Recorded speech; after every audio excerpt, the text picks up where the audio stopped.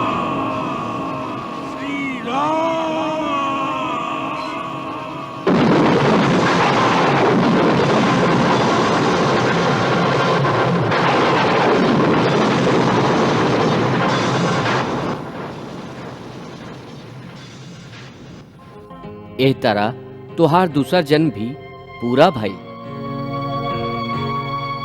अभी तुहार अंतिम जन्म रहे, जेह में तू स्वयं श्री कृष्ण के बुआ के बेटा शिशुपाल के रूप में जन्मला और प्रभु अपन हाथ से तोहके मानव शरीर से मुक्त करके तुहार उद्धार कैली।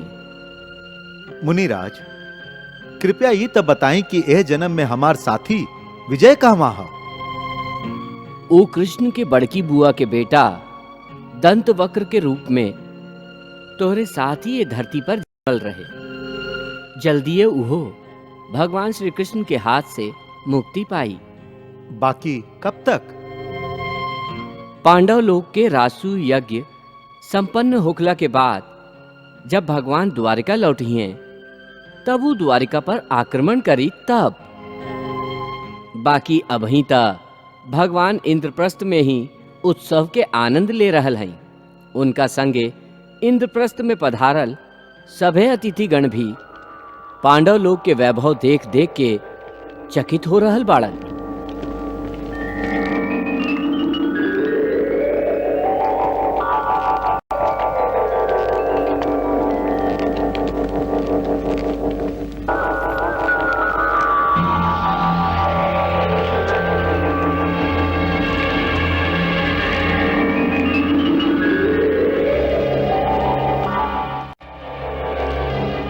चला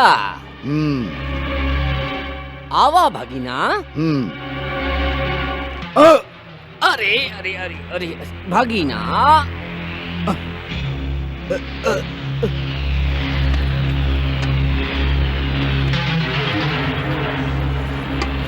अरे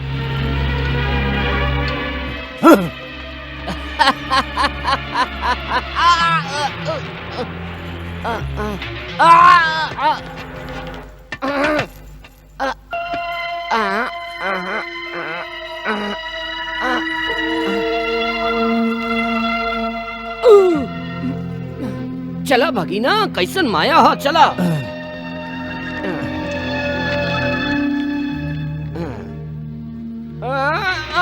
मामा जी,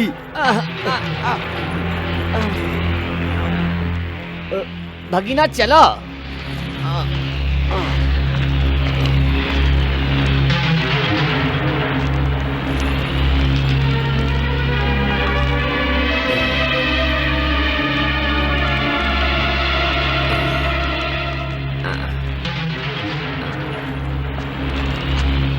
इतना सोना?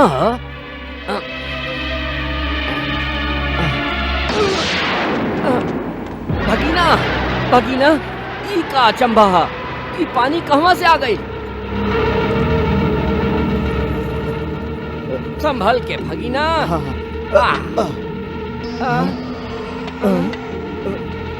भगिना, ई पानी है या पानी ना है?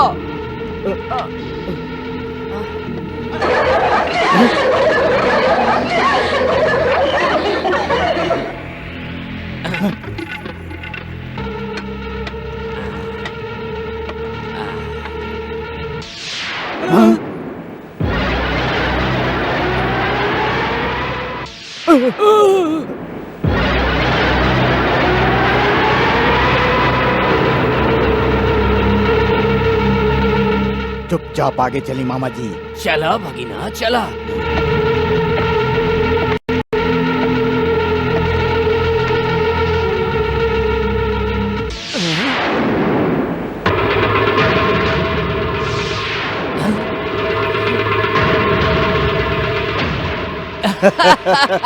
चला भगिना चला।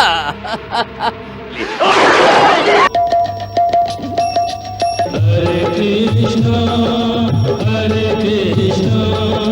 कृष्ण कृष्ण हरे हरे, श्री कृष्ण चरितं गुणानुवादं तत्प्रेरणाम् अहं करोमि। मम भावगीतं हृदयस्य प्रीतं त्वत्पद्मपादे समर्पयामि। में हरे राम राम राम हरे हरे हरे कृष्णा कृष्णा कृष्णा हरे हरे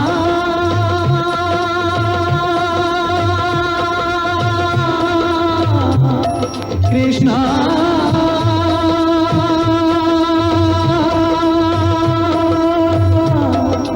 हरे कृष्णा